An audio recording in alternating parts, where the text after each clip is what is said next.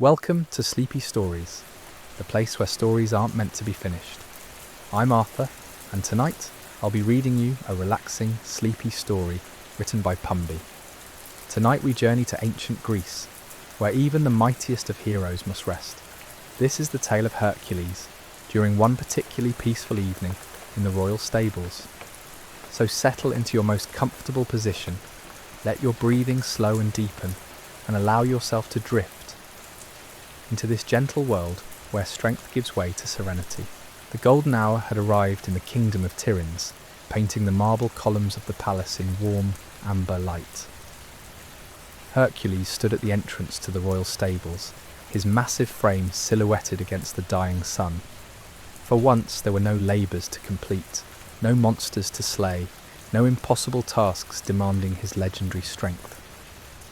Tonight, the hero of 1,000 tales had volunteered for something far more humble, tending to the horses through the quiet hours of darkness.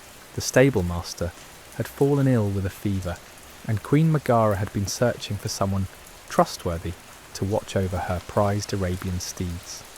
When Hercules offered his services, the court had erupted in whispers. Surely the son of Zeus had better things to do than shovel hay and check water troughs. But Hercules had simply smiled, that knowing smile of his, and insisted that even heroes needed respite from their grand adventures. As he pushed open the heavy wooden doors, the familiar scent of fresh straw and leather greeted him like an old friend.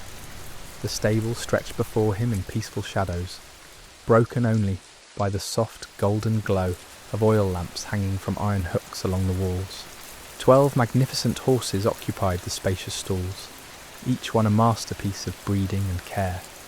Their coats gleamed like polished bronze and ebony in the flickering light, and their gentle breathing created a rhythmic symphony that seemed to slow time itself. Hercules moved with surprising grace for someone of his imposing stature. His calloused hands, which had strangled the Nemean lion and held up the heavens themselves, now reached for a simple wooden bucket. The irony wasn't lost on him. These same hands that could crush boulders to dust were now measuring out portions of oats with the delicacy of a master craftsman. There was something deeply satisfying about such ordinary work, something that connected him to the simple rhythms of life that his divine heritage often kept him from experiencing. The first horse he approached was a spirited black stallion named Nyx, named after the goddess of night. The horse's dark eyes regarded Hercules with intelligent curiosity as the hero filled the water trough with fresh spring water drawn from the palace well. The sound of water cascading into the wooden basin echoed softly through the stable, a gentle percussion that seemed to ease the day's remaining tension from both man and beast. "Easy there, magnificent one," Hercules murmured, his powerful voice dropping to barely above a whisper. Nyx's ears swiveled toward the sound, and the stallion stepped closer to investigate this unusual stable hand. Hercules extended his palm, allowing the horse to catch his scent and determine his intentions. The animal's velvet nose brushed against his skin with surprising gentleness, a gesture of acceptance that warmed the hero's heart more than any crowd's cheers ever could. Moving methodically from stall to stall, Hercules discovered that each horse possessed its own distinct personality. There was Iris, a dappled grey mare with eyes like morning mist, who insisted on nuzzling his shoulder each time he passed. Perseus, a chestnut gelding with a white star on his forehead, seemed content to watch the proceedings with philosophical calm. The youngest of the group, a spirited bay filly named Atalanta, couldn't resist playfully tugging at the leather ties of Hercules' simple tunic with her teeth. As the hero worked, distributing fresh hay and checking each animal for any signs of discomfort, he felt his legendary strength settling into something different. Not the explosive power needed to defeat hydras or move mountains, but a steady, nurturing force that sought to provide comfort rather than conquest. His massive hands, so often instruments of destruction when duty called, now moved with infinite gentleness as he brushed burrs from manes and picked stones from hooves. The stable had its own time, measured not in the urgent demands of heroic quests, but in the peaceful rhythms of contented animals. The soft sounds of horses shifting in their straw bedding, the occasional gentle whinny of greeting, and the whisper of hay being pulled from nets created a lullaby that seemed to emanate from the earth itself. Even the mice that scurried between the grain barrels moved with hushed respect for the tranquil atmosphere. Outside, the last traces of daylight faded into deep purple twilight. Through the open stable doors, Hercules could see the first stars beginning to appear in the darkening sky. Somewhere in the distance, he could hear the faint sound of lyres being played in the palace halls. But here, in his temporary sanctuary, such earthly entertainments seemed unnecessary. The simple act of caring for these noble creatures provided its own form of music, its own poetry written in gestures of kindness and quiet devotion. As he filled the final water trough, Hercules paused to lean against the wooden rail of Nyx's stall.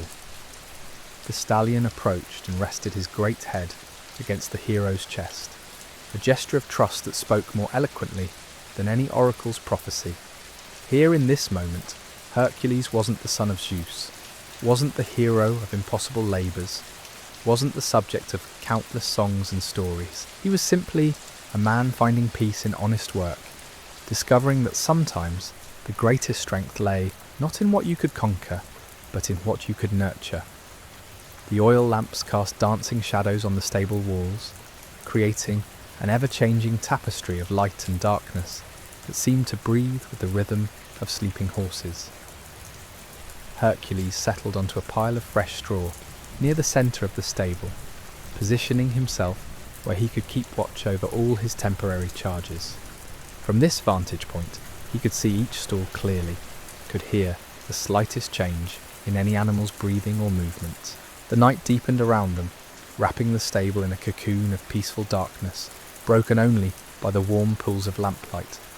One by one, the horses began to settle into their evening rest, some lying down in their straw bedding, others content to doze while standing. Their breathing grew deeper and more regular, creating a gentle symphony that seemed to slow Hercules' own heartbeat to match their tranquil rhythm. For the first time in months, perhaps years, the hero felt truly at peace. No prophecies haunted his thoughts, no divine commands echoed in his mind, no impossible tasks awaited his attention. There was only this moment, this place, and these gentle creatures who asked nothing of him except his presence and care. As the hours passed in gentle succession, Hercules found himself drawn into the subtle rhythms that governed this peaceful realm. The stable possessed its own clock, measured not by the movement of celestial bodies but by the soft exhales of resting horses and the occasional rustle of straw as one of his charges shifted into a more comfortable position. Time seemed to move like honey here, thick and golden, each moment stretching luxuriously into the next. The hero discovered that watching over sleeping animals required a different kind of vigilance than any he had known. Where once his eyes had scanned battlefields for threats, and his ears had strained to catch the approach of mythical beasts, now his senses attuned themselves to the whisper-soft sounds of contentment, the gentle snuffle of Iris as she dreamed, the rhythmic swish of Perseus's tail as he brushed away an imaginary fly, the soft thud of Atalanta's hoof against her stall wall as she settled deeper into sleep. Each sound became part of an intricate tapestry of peace. A cooling breeze drifted through the stable doors, carrying with it the scent of night-blooming jasmine from the palace gardens. The fragrance mingled with the earthy aromas of hay and leather, creating an atmosphere so rich and soothing that Hercules felt his own eyelids growing heavy. He shifted slightly on his bed of straw, careful not to disturb the profound quiet that had settled over his domain, like a soft blanket. From his position, he could observe the way moonlight began to filter through the high windows, casting silver rectangles across the stable floor. The light moved almost imperceptibly as the night progressed, creating a slow-motion dance of shadows, an illumination that seemed choreographed by some benevolent deity of rest. Where the moonbeams touched the horses' coats, they transformed ordinary browns and blacks into surfaces that seemed to glow with their own inner light. Nyx, the black stallion, had chosen to remain standing for his rest, his powerful frame relaxed but alert in the way of horses who sleep lightly. Occasionally, his ears would twitch at some sound too subtle for even Hercules' enhanced hearing to detect, but the movement was lazy, without urgency. The stallion's breathing had synchronized with the gentle night breeze, creating a harmony that spoke of complete trust in his temporary guardian. In the stall nearest to where Hercules sat, an old bay mare named Demeter had arranged herself in the straw with the careful precision of age and experience. Her greying muzzle rested against the wooden rail, and her eyes had taken on the soft, unfocused look of an animal drifting between wakefulness and sleep. Every few minutes she would release a long, contented sigh that seemed to carry away any lingering concerns about the day's activities. The hero found himself studying these creatures with the same intensity he had once reserved for analysing the weaknesses of monsters. But instead of seeking vulnerabilities to exploit, he was learning to read the language of contentment, to understand the subtle communications of creatures at perfect peace with their world. There was wisdom here, he realised, in their ability to surrender completely to rest, to trust so fully in their safety that sleep became as natural as breathing. As the night deepened, Hercules began to understand why the stablemaster spoke of his charges with such reverence. These weren't merely animals to be fed and watered. They were individuals with their own preferences, fears, and joys. Perseus, the philosophical chestnut, preferred his hay arranged in neat piles, rather than scattered loosely in his feeder. Iris, the dappled mare, would only drink from the left side of her water trough. Young Atalanta had claimed the corner of her stall closest to Hercules as her favourite sleeping spot, as if drawing comfort from his massive presence. The oil in the lamps burned lower, their flames settling into steady, hypnotic patterns that painted constantly shifting murals on the stable walls. The dancing light transformed ordinary objects into something magical. A coiled rope became a sleeping serpent. A stack of hay bales resembled ancient stone monuments, and the farming tools hanging from their hooks cast shadows that looked like the profiles of forgotten gods.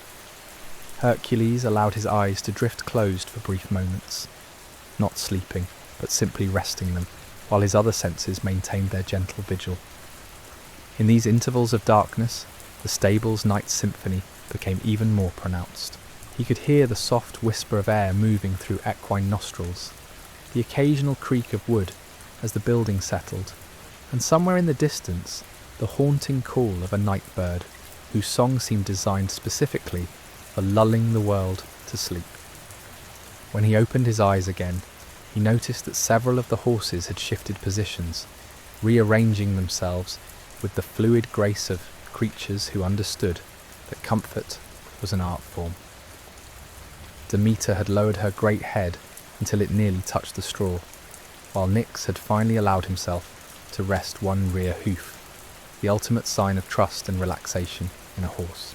The moon had climbed higher in its celestial arc, its light now streaming through the stable's upper windows at a steeper angle. Where before the illumination had painted broad swaths across the floor, now it created more intimate pools of silver light, each one seeming to spotlight a different tableau of peaceful rest. One beam fell across Iris's sleeping form, turning her dappled coat into a map of light and shadow that shifted gently with each breath. Hercules felt something he hadn't experienced since childhood, the simple pleasure of being exactly where he belonged, doing exactly what needed to be done, with no thought of glory or divine destiny. The stable had become his temple, these sleeping horses his congregation, and their collective peace his prayer. Here strength meant providing safety rather than winning battles, and heroism was measured in the depth of trust these magnificent creatures placed in his care. The night stretched ahead of them like a calm sea, promising hours more of this profound tranquility. Somewhere in the palace, courtiers might be debating matters of state, or composing epic poems about heroic deeds. But here, in this sanctuary of straw and starlight, the only epic being written was one of perfect, unmarked peace. As the hours drifted by like gentle waves upon a distant shore, Hercules discovered that the stable possessed its own wisdom, its own ancient rhythms that spoke of cycles far older than the stories told about his exploits. The building itself seemed to breathe with the collective contentment of its inhabitants, the wooden beams expanding and contracting with barely audible whispers that joined the symphony of peaceful rest. In the third stall from the entrance, a magnificent chestnut mare named Hestia had arranged herself with the precision of a master sculptor. Her legs were folded beneath her with elegant symmetry, her neck curved in a graceful arc that would have inspired the finest artisans of Athens. The way the lamplight played across her burnished coat created patterns that seemed to shift and flow like liquid bronze, each highlight and shadow telling its own quiet story of perfect repose. Hercules found himself drawn to these subtle details, these small masterpieces of natural grace that unfolded before him without fanfare or expectation of admiration. There was something profoundly moving about witnessing such unguarded beauty, such complete abandonment to the healing power of rest. These creatures held no pretense, harboured no ambition beyond the simple desire for comfort and safety. In their presence he felt the weight of his legendary status dissolving like morning mist in sunlight. The hero shifted his position slightly, the straw beneath him rustling with the softest whisper. The sound, barely perceptible, caused several ears to twitch in acknowledgement before settling back into stillness. He marvelled at their ability to remain aware, even in sleep, their instincts perfectly calibrated to distinguish between the sounds of safety and those that might require attention. It was a skill born of countless generations, refined through millennia of survival, and now expressed in this most peaceful of settings. Near the far end of the stable, a young colt named Apollo, barely 2 years old and still learning the ways of the world, had discovered that sleep was an art form requiring both patience and practice. The youngster would settle into what appeared to be perfect comfort, only to shift and rearrange himself moments later, searching for that elusive position where dreams would come most easily. His restlessness was endearing rather than disruptive, a reminder that even in this sanctuary of tranquility, the journey toward perfect peace was unique for each individual. Hercules watched the colt's gentle struggles with the same tenderness he might have shown a human child. There was something universally touching about witnessing any young creature learning to surrender to rest, to trust that the world would continue to turn safely while consciousness drifted away. The hero found himself silently encouraging the youngster, willing him to find that perfect balance between alertness and relaxation. The oil lamps continued their slow consumption of fuel, their flames settling into the steady rhythm that marked the deepest part of the night. The light they cast had taken on a warmer quality, less golden than it had been at sunset, more amber now, like honey poured from ancient earthenware jars. This subtle transformation painted everything in the stable with a patina of timelessness, as if this moment existed outside the normal flow of hours and seasons. A gentle breeze stirred through the open doors, carrying with it new fragrances from the sleeping countryside. Night blooming cereus added its exotic perfume to the mix, while somewhere in the distance, the scent of baking bread drifted from the palace kitchens, where early rising servants were preparing for the dawn that still lay hours away. These aromas wove themselves into the stable's atmosphere like invisible threads, creating a tapestry of sensory comfort that seemed designed to encourage the deepest possible rest.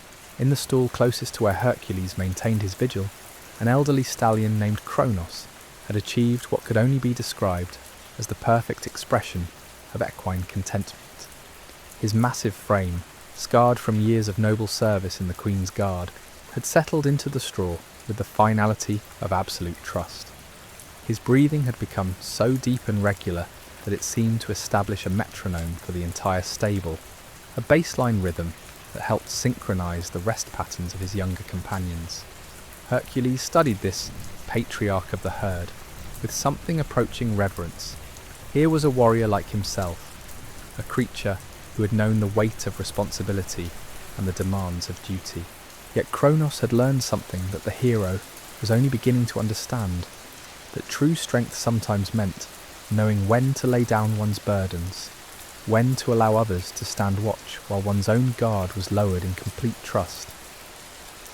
The moonlight continued its slow dance across the stable floor, creating an ever-changing pattern of illumination that transformed familiar objects into things of wonder.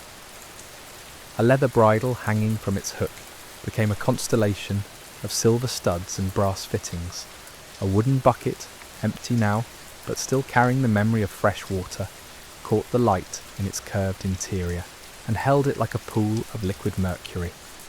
As Hercules allowed his gaze to wander across this nocturnal landscape, he began to notice details that had escaped him earlier, the way certain horses preferred to sleep with their heads pointing toward the stable doors, as if maintaining some connection to the world beyond their sanctuary. How others chose positions that kept them in visual contact with their favourite companions, creating invisible bonds of comfort that transcended the physical barriers of their individual stalls. There was Perseus again, the philosophical chestnut, who had positioned himself so that he could observe the comings and goings at the stable entrance while still maintaining the relaxed posture of deep rest. His eyes, when they occasionally opened, held the calm awareness of a creature completely at peace with his environment, yet ready to respond if circumstances required. It was a balance that spoke of wisdom earned through experience, of trust tempered by prudent caution. The hero found himself adopting some of this same awareness, his legendary senses attuning themselves to the subtle communications that flowed between the sleeping animals. A slight shift in one horse's breathing would cause another to adjust its position slightly. A gentle sigh from the elderly mare, Demeter, would ripple through the stable like a wave of contentment, encouraging deeper relaxation in her companions. This interconnectedness fascinated Hercules. Even in sleep, these creatures maintained their bonds of companionship, their sense of shared community. They had created their own version of the fellowship that he had known among his fellow heroes, but theirs was built not on shared dangers or common quests, but on mutual trust and the simple comfort of presence. The night air grew cooler as the hours progressed, bringing with it the fresh scent of dew beginning to form on the grass outside. Hercules could hear the faint whisper of this moisture settling on leaves and stone, a sound so subtle it was more felt than heard. The temperature change seemed to encourage even deeper rest among his charges, as if the cooling air provided the final ingredient needed for the most restorative sleep. Young Atalanta had finally found her perfect sleeping position, curled in her favourite corner, with her legs tucked beneath her like a cat. Her breathing had taken on the deep, even rhythm of youth at complete rest, and occasionally her legs would twitch slightly as if she were running through fields of endless grass in her dreams. The sight brought a smile to Hercules' weathered features, reminding him of his own childhood dreams, of adventure and glory. But now, surrounded by this profound peace, those old dreams seemed less important than they once had. The glory he had sought in distant lands and impossible labours paled in comparison to the quiet satisfaction of providing safety and comfort to these trusting creatures. There was heroism here too, he realised, but it was a different kind, the heroism of presence, of vigilance offered without expectation of reward or recognition. The stable had become a world unto itself, complete and self-contained, where the only currency that mattered was trust, and the only victory worth celebrating was the peaceful sleep of creatures who had placed their well-being in his massive hands. As Hercules settled deeper into his bed of straw, he felt something he had never experienced before, the profound satisfaction of strength used not to conquer, but to protect, not to dominate, but to serve. The oil lamps flickered occasionally, their flames dancing in response to imperceptible air currents that moved through the stable like the breathing of some benevolent giant. These tiny variations in light created momentary shadows that played across the sleeping forms of the horses, transforming them into living sculptures that seemed to embody peace itself. Somewhere in the distance, a night bird called out, with a voice like liquid silver, its song weaving through the still air and adding another layer to the symphony of rest that surrounded them.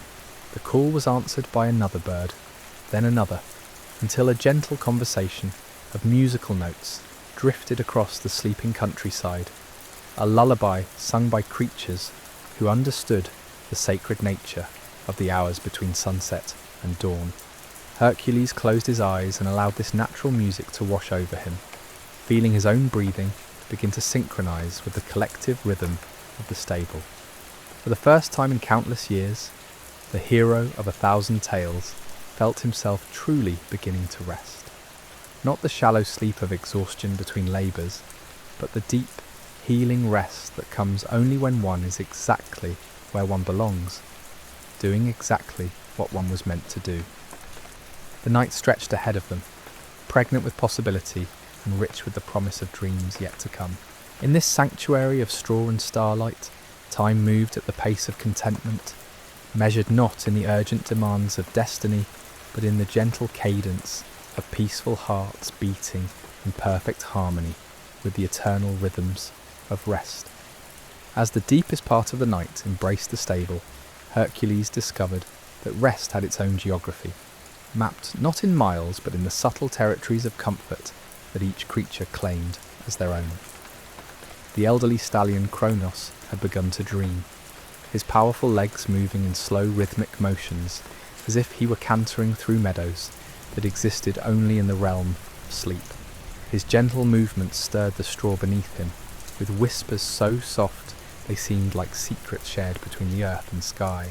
In the stall beside him, a graceful mare named Athena had arranged herself with the precision of a master architect. Her silver-dappled coat caught the lamplight in patterns that shifted with each breath, creating a living constellation that moved in harmony with the night sky visible through the high windows. She had positioned herself so that her muzzle rested just inches from a small pile of sweet clover hay, as if even in sleep she wanted to remain connected to the simple pleasures that made existence beautiful. Hercules found himself studying the way moonlight transformed the ordinary into the magical. A simple water bucket became a mirror, reflecting stars that seemed to dance on its surface. The leather tack hanging from wooden pegs cast shadows that resembled ancient runes, telling stories of journeys completed and adventures yet to come. Even the cobwebs in the corners, touched by silver light, became delicate lacework that would have impressed the finest artisans in all of Greece. The air itself seemed to have taken on weight and substance, thick with the accumulated peace of creatures who had surrendered completely to the healing power of darkness. Each breath Hercules drew carried not just the familiar scents of hay and horses, but something more subtle, the very essence of contentment made manifest, as if tranquility had become a tangible thing that could be inhaled and absorbed into one's very bones. A gentle stirring in the far corner drew his attention to a young mare named Persephone, who had awakened briefly to shift her position. She moved with the fluid grace of water flowing over stones, her hooves making no sound as she rearranged herself in the straw. For a moment, her large dark eyes met his across the stable, and in that gaze he saw not the wild alertness of a creature startled from sleep, but the calm acknowledgement of one peaceful soul greeting another. The mare settled back into her chosen spot with a soft sigh that seemed to release any remaining tension from the day. Her breathing quickly returned to the deep, even rhythm of profound rest, but for a few moments longer she kept her gaze fixed on Hercules, as if drawing comfort from the sight of her gentle guardian, keeping watch through the night hours. This exchange, brief as it was, filled the hero with a warmth that had nothing to do with the oil lamps flickering around them. Here was trust in its purest form, offered without reservation by a creature who asked nothing in return except the promise of safety.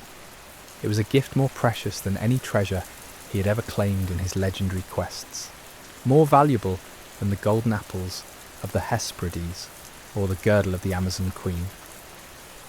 As Persephone's eyes finally closed and she drifted back into sleep, Hercules felt something shift within his own understanding of what it meant to be truly strong. The power that flowed through his divine heritage, the strength that could move mountains and strangle lions, seemed suddenly less important than his ability to provide this simple sanctuary of peace. His hands, which had wielded clubs and wrestled with gods, now rested gently on his knees, ready to offer comfort should any of his charges need it. The night continued its slow progression, marked not by the movement of celestial bodies, but by the subtle changes in the quality of rest that surrounded him.